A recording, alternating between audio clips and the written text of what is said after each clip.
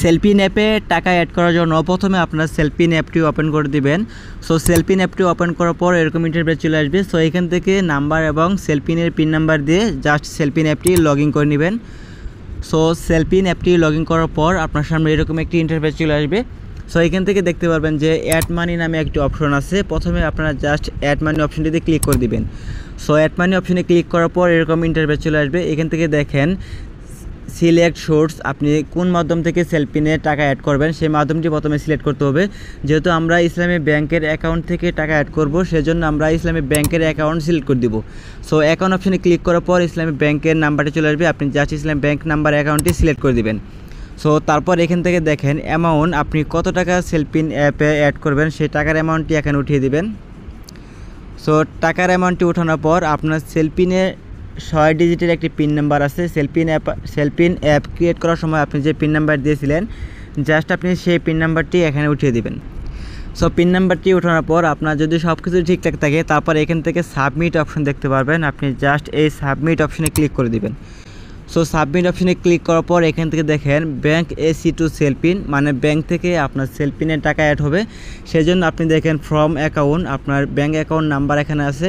তারপর two account, আপনার যে অ্যাকাউন্টে টাকা যাবে সেই অ্যাকাউন্টের নাম্বারটি এখানে চলে আসছে। সো তারপর দেখেন অ্যামাউন্ট লেখা আছে, আপনি কত টাকা ট্রান্সফার করবেন। তারপর দেখেন টোটাল অ্যামাউন্ট, আপনার কত টাকা অ্যাড করবেন সেই অ্যামাউন্ট কিন্তু এখানে দেওয়া আছে।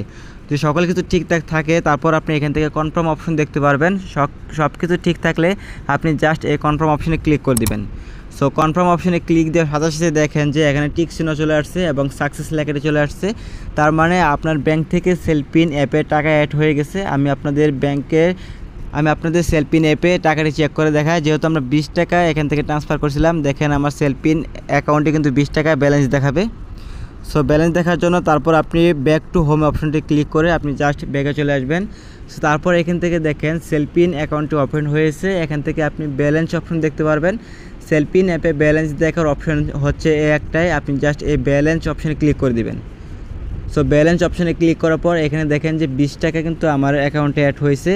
আপনি যদি এই ট্রানজ্যাকশন দেখতে চান তাহলে স্টেটমেন্ট অপশনে ক্লিক করেন। সো স্টেটমেন্ট অপশনে ক্লিক করার পর আপনি এখান থেকে এরকম একটি পেজ দেখতে পারবেন। তারপর এখান থেকে সেলফিনে পিন নাম্বার দিবেন। সো সেলফিনে পিন নাম্বার দেওয়ার পর ভিউ অপশনটি ক্লিক করে দিবেন। সো ভিউ অপশনে ক্লিক করার পর এখান থেকে দেখেন যে রিসিভ ফ্রম ব্যাঙ্ক অ্যাকাউন্ট নামে অপশনটি চলে আসছে, যে 20 টাকা অ্যাড হয়েছে। আপনি এই অ্যাকাউন্টের ট্রানজ্যাকশন কিন্তু আপনি এখানে ক্লিক করে দেখতে পারবেন। সো এভাবে খুব সহজে আপনার ইসলামী ব্যাংক থেকে সেলফিন অ্যাকাউন্টে টাকা অ্যাড করতে পারবেন। তো এই ছিল ভিডিওটি ভালো লাগলে অবশ্যই ভিডিওতে লাইক দিবেন। ধন্যবাদ।